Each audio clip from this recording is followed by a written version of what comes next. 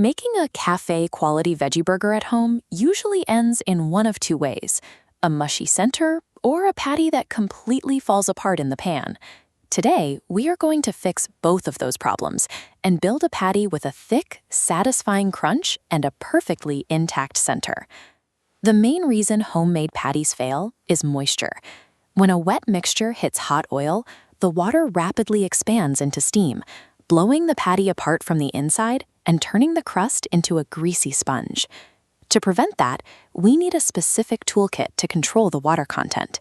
We'll use boiled potatoes, a mix of hearty vegetables, some panko breadcrumbs, and 1/3 cup of poha, or flattened rice flakes. Building this burger means managing exactly how much water goes into the mix, so your patty is structurally sound enough to survive a deep fry.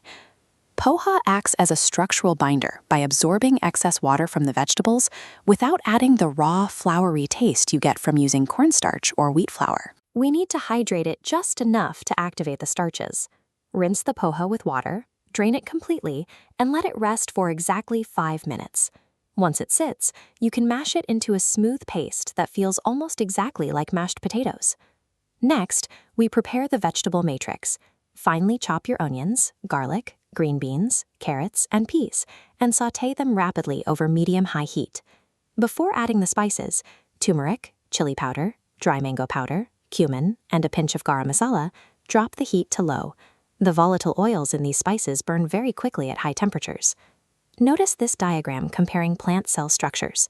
We want the rigid cells on the left. Flash cooking the vegetables for just 2 to 3 minutes keeps their cell walls intact, maintaining a firm crunch. If you overcook them, the cells on the right rupture and leak water directly into your patty.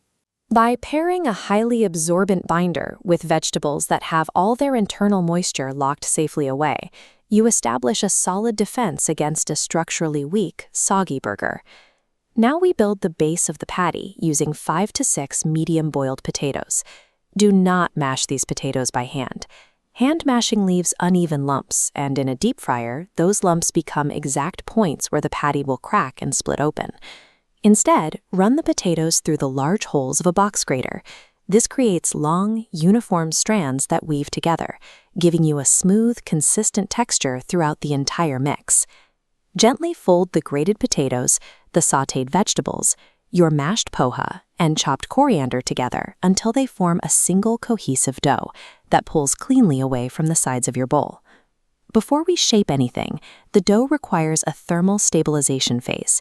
Wrap the bowl tightly in cling film and place it straight into the refrigerator. You need to leave it in the cold for 15 to 20 minutes. Do not leave it in for over half an hour. If the mixture gets too cold, atmospheric moisture will condense on the surface, making the dough sticky and difficult to shape. This precise chilling window stabilizes the starches in the potato and pulls out any residual heat from the cooking process, ensuring the dough will hold its exact shape when it hits the hot oil. Take a portion of the chilled dough and form it into a tight disc. Make sure to size the disc so it is noticeably smaller than the bun you plan to serve it on. Looking at this blueprint, you can see why. The upcoming double coating process adds significant volume around the perimeter, expanding the patty's footprint until it perfectly matches the edges of the bun.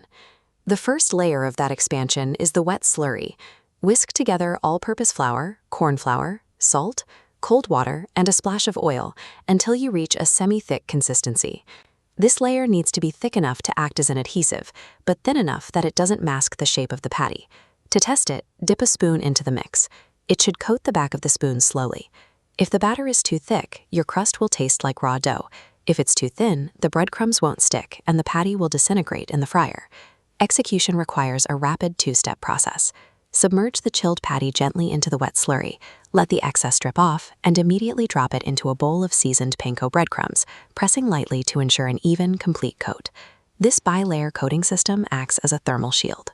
It blocks the intense heat of the fryer from penetrating the center, keeping the interior moist while guaranteeing a thick, shattering crunch on the outside.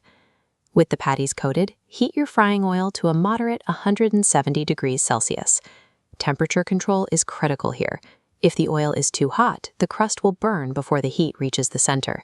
If the oil is too cold, the breadcrumbs will act like a sponge, allowing grease to completely saturate the patty.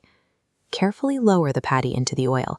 Keep it over medium heat until you see a deep, even golden brown crust form across the entire surface. Then extract it and drain the excess oil. While the patty rests, prep your buns. Apply a light layer of butter and press them face down into a hot pan, applying gentle, even pressure to ensure the entire surface toasts uniformly. Now, assemble from the bottom up. Start with the toasted base bun. Apply an even layer of mayonnaise, lay down a bed of fresh lettuce, place the hot, crispy patty squarely in the center, and crown it with the top bun. By maintaining strict temperature controls and sequencing the build carefully, you combine these raw elements into a unified, structurally sound burger. The result is a highly textured veggie burger that maintains its shape and crunch, easily outperforming anything you can buy in a drive-thru. Since the prep work is detailed, it makes sense to scale up your production. You can store fully coated, uncooked patties in the freezer for up to 2 weeks, but if you plan to freeze them, you must make one critical recipe adjustment. You must omit the fresh onions and garlic and replace them with 1 teaspoon of onion powder and 2 teaspoons of garlic powder. Fresh alliums hold a massive amount of water. In the freezer, that water expands into jagged ice crystals. When you eventually thaw and fry the patty, those crystals melt, instantly turning the inside of your burger to mush. Dry powders give you the exact same flavor without the destructive moisture. Once you have this base technique down, you can start customizing the build. Swap the standard mayonnaise for a tandoori spread, or brush the patty with Szechuan sauce for a sharper heat profile. Mastering this engineered patty framework gives you complete control over your ingredients, letting you safely skip the fast food line entirely. For more techniques to elevate your home cooking, hit the subscribe button.